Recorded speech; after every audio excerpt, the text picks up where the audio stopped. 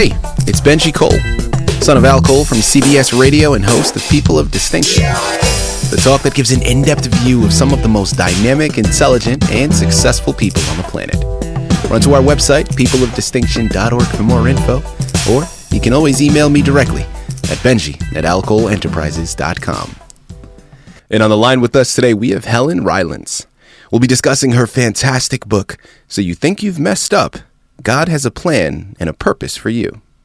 Available for purchase through Amazon and Barnes & Noble. And I will say, Helen was brought to our network, People of Distinction, today by some of the best movers in the business, Workbook Press Publishing. So if you have a book that you'd like moved, well, do yourself a favor and contact Workbook Press. And you can find out more information on them at workbookpress.com. And guys, listen, it is an absolute pleasure to have Helen here on the line because her book, and just so you're aware, the moment you go to her Amazon page, her Barnes & Noble page, you start to do any research on it, you'll understand instantly what we're getting ready to discuss. Now, what I love is it's a self-help memoir. Okay, so we're going to be learning directly from Helen's experience. But guys, I don't know about you, but this past year has really, it's been a lot of obstacles that I've had to face, as I'm sure many can relate. This pandemic has wreaked havoc across the board, and having a book of this magnitude, really right there in the title, So You Think You've Messed Up. I don't know how many times I've had that idea in my mind, not only in this past year, just throughout life. There's been so many instances where I definitely have thought I've messed up. Now, when you're going through those moments, everything seems bleak. It seems very, very dismal, and you're not sure how you're going to get through it. But I love the message that Helen incorporated in this book, and really her main theme that she wants to pass on to everybody else. It doesn't matter how bad things may get. God has a plan. And I think there's so much comfort, there's so much peace that is derived from that when you can really give control over to someone or something or a higher being in this way, which Helen is going to discuss further. There's so much peace and serenity that is brought to you when you understand, hey, listen, I'm looking at my life and there's pieces all over the place. But behind the scenes, everything is going just according to plan. And I absolutely love that message. And again, Helen is going to be pulling from her experience. It's a memoir. So she's going to be articulating her life and some certain times where she maybe felt she messed up and how she was able to pull through that. Now, I want you to, as you're listening to this interview, once you go to her Amazon page, her Barnes & Noble page, and you pick up copies of it, keep in mind that underlying message. Okay, because of course, you may not be able to relate to everything that Helen says. You may not be able to relate to every single one of her experiences. But isn't that what is so amazing about wisdom? It doesn't always have to be your experiences that you're pulling and developing the wisdom from. You're going to be able to learn from Helen's experiences, learn from the wisdom that she was able to acquire, and how you can implement that into your day-to-day lives. And listen, Helen is the expert, okay? She's pulling from her experience. She's going to be able to articulate everything much better than I ever could. So without further ado, let's jump right in. Helen, first and foremost, welcome to People of Distinction, and thank you so much for being a guest. How are you? I'm fine, thank you, and thank you for inviting me. Absolutely. Well, listen, we're very much looking forward to this and really looking forward to the knowledge that you're going to be able to impart on our listening audience. Now, Helen, I know we have so much information to cover. But before we jump into the book, let's hold off slightly. And technically, because this is a memoir, this first question may ultimately lead into the book. And if it does, totally fine. Start by articulating to our listening audience a little bit more about yourself, Helen. Right. Well, I had a very special birthday last week. I was 81 years of age, and so that's sort of a bit of a shock. It's not something you arrive at easily or lightly, and I'm amazed that I've actually arrived at this point in time. But Yeah, I mean, my life has just been such a kaleidoscope of colour and events that it's hard to actually put it in a nutshell. Even coming into the world when I was born, I was born in difficult circumstances because I was born at home. I was born very quickly, and unfortunately, my mother literally flipped her lid. She went out of her mind when I was born, and so she was taken to hospital in a stretcher, in a straitjacket, and I was taken to hospital in a crib, and never the two of us to meet for 6 weeks or more, unless there was an air raid on because it was wartime. And so that was the start of my life, and really, it's just carried on like that. Last year when I was 80, I wanted to celebrate, and I thought, I'll have a party for a change. But again, the COVID outbreak, hindered and stopped all that. Mm-hmm. And you just have to say, okay, so this is the hand that you dealt. Just get on with it. Stop whinging. Just get on with it. And really, that's my philosophy. I've just get on with it. God's in the midst of it. He's working it out. We just have to play our part. First and foremost, happy belated birthday. That is incredible. Hopefully it was a wonderful, wonderful day. And your story is absolutely incredible. I mean, we just heard the first part of it, but what a way to get started. Helen, without further ado, so you think you've messed up, God has a plan and a purpose for you. Tell us a little bit more about your book. Writing isn't something that I thought about doing. Again, it was my birthday. It was my 36th birthday when the Holy Spirit spoke to me, and he said, you're going to write when you're older. And I said, write what? Because I have these conversations with God through the Holy Spirit. And I said, write what? I can't write. I'm not, I've nothing to write about. And he said, no, you haven't at the moment, but you will have by then. And literally from that day on, my life took a nosedive for the worst, and things of a very negative nature started coming into my life. And it was, that was really how it all came about. And writing, I thought, well, I didn't consider myself to be a writer, but after a few years, I actually got into teaching in further education. And the course that I was teaching, which was 52 weeks a year, one full day a week, they didn't have any materials for teaching the students. And so you had to develop your own. And I had to develop, my own materials. And that was really how I got started. And in the end, I had so much material that I had a full 4-drawer filing cabinet, absolutely crammed with assignments and information.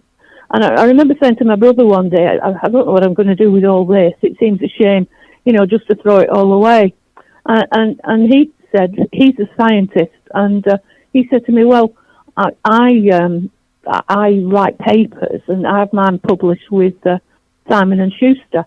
Why don't you get in touch with them and tell them, that you're my sister, and see what, whether they're interested in what you've got to offer. Mm-hmm. And I did, and literally they snapped my hand off because within 2 weeks I'd signed a contract to produce a manual, a workbook for students. And wow. That was like 30 odd years ago. And, you just don't know. You just think that you're producing assignments for students. But you don't realise that God has a plan and a purpose for those assignments. It wasn't just for the students, it wasn't just for the college tutors. It was as a practice run for writing this particular book, which is the first book that I wrote. Fantastic. Helen, I'm curious. You had this conversation with the Holy Spirit when you were 36. So very early on, Yes. You had this discussion where you knew this was on the horizon, right? Things were going to be moving in that direction. Now, sticking with the concept of inspiration, what was the reason why the Holy Spirit called upon you to write this book? I guess it's partly to bless other people, to help them. For myself, it actually brought a great deal of healing because of the life that I'd lived, I was quite damaged emotionally, and writing the book was quite cathartic. There was a great healing process in it, and I know from other people who've read the book, they've said the same thing, that through reading it, they themselves have actually, received quite a lot of healing in their emotions as well as physically. Here on the line with Helen Rylance, we're discussing her fantastic book, So You Think You've Messed Up, God Has a Plan and a Purpose for You. Available for purchase through Amazon and barnesandnoble.com. Now, since you have, of course, comprised this book based upon the Holy Spirit really spurring you in this direction, and you've someone already that has stated you've had some turbulent times in your life yourself, I'd love to pick up any words of wisdom. Anybody that's out there that's listening in right now that is also going through a tough time and can't see the light at the end of the tunnel. I think one of the things is be patient, wait. And that is one of the key factors that I discovered, that the Lord would just say, be still and know that I am God. And the number of times that the Holy Spirit has spoken that into my life is like multiple times. And the thing is that once you hear that word, be still and wait upon the Lord, then you know that the Lord's got it in hand. You don't need to worry. You don't need to be anxious. Be still and wait for him to sort it out. Don't try and sort it out yourself. That's when we get in a mess, when we try to do things in our own strength, and that isn't good. Helen, I'm curious, throughout this process, which has, of course, spanned your entire life, but then recreating and putting all the words on the page to comprise this book, what would you say was a highlight for you in writing the book? Or if not a highlight, maybe something that surprised you that you weren't expecting prior to embarking upon the journey? That's a hard question. I don't really know. I don't know what I expected. One of the things that I found about writing, this was the first book that I wrote, and I wrote it by hand because I couldn't type, I couldn't use a computer. So this particular book was written by hand. And one of the things that I found was that, again, you have to depend on the Holy Spirit. I mean, where do I start? Where was the book supposed to start?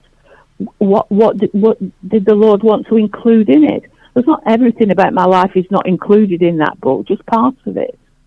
And it's depending on the Holy Spirit. I can't emphasize that too much because I feel that as Christians, it's something that we don't do enough of, in that we need to look to the Holy Spirit. What is he saying? What's that still small voice saying? So what did he want me to include in it? So first of all, we start with just a little bit of background. I'm the eldest of 8 children, and my parents were bakers, and it was wartime, and I was very fortunate, really, in that sense, that we had a nice home. We didn't get bombed, even though I lived in a town where the Germans used to, when they bombed Manchester, which was about 50 miles away, they used to, any bombs they got left, they used to drop them on this particular seaside town as they were heading off over the sea. Wow. And so it's listening to what the Holy Spirit, what does he want? What does he want with this broadcast? What does he want us to convey to the people that are listening? He wants them to know that he's there for them, that he loves them, that he cares for them, that he died for them. He wants them to know all those things, and he wants them to take comfort and support in that love that he's poured out for each one of us. Absolutely. Helen, I love the cover of your book, because I think that there's so much in that image that I'm seeing, and I really would love for you to give a description of that book cover and really why you chose that. So, guys, just so you can see what I'm looking at right now, of course, when you go to the Amazon, Barnes & Noble pages, you'll see it, but the book cover is a puzzle Now, there's one piece in that puzzle that's missing, and then there's a key over it. Now, I can, of course, assume what that image means, but rather than assume, because you know what happens when you assume, Helen, so I'm not going to do that to you. I have you here on the line. Yes. Please talk to our listening audience, because I'm sure this image has a lot of symbolic meaning to what is being discussed in the book. Articulate that to us, please. Well, like you say, it's like the back of a puzzle. It's not got a picture on it. It's just the plain back of a puzzle. And this is what our life's about. And it's interesting that, you know, we're speaking together, you and I. You're in America, I'm here in Britain. One of the illustrations that the Holy Spirit has used in my life many years ago was that our lives are like the United States of America, that they're made up of many counties, you know, many areas, and each one has its own standard raised upon in the capital. It has its own standard that's raised upon it. And what the Holy Spirit said to me at one time was, we need to give him every area of our lives. So there's 50-odd states in America. There's at least 50-odd states in our lives, 50-odd areas. And he wants to be Lord of every area of our life. So gradually, it doesn't happen overnight, it takes time, but gradually we give him every area of our lives, and we raise the standard of Jesus on that area. And so this picture here that on the front of the book is the back of this puzzle, and there's a piece been taken out and a key has been inserted.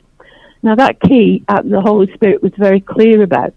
There had to be a golden key on the front of every one of my books. And it's interesting because about 3 years ago, I met a young woman who had recently come out of prison, and she'd been told that she would find a book that had a key on the front of it, and that key would help set her free. That as she read the book, she would come to know Jesus, and her life would change, and she would gradually, be healed and restored. And that's exactly what happened. I met up with her just about 2 weeks ago, and she was so excited. She was telling me that she passed the first year of her university degree. And that's the change just in that short period of time that has come about in this young woman's life. So the key is important because Jesus is the key. Jesus is the key to our lives working out. He opens the key to us. He opens life to us. He opens every aspect of life to us. If only we will listen. Fantastic. Guys, we've barely scratched the surface. The onus is on you. Amazon, Barnes & Noble, those are the places you have to go. So You Think You've Messed Up is the title you have to purchase. And Helen Rylance is the person you have to thank for bringing it to your table. Helen, once again, thank you so much for being a guest with us on People of Distinction. It truly was a pleasure. Thank you. It's a privilege. Bye.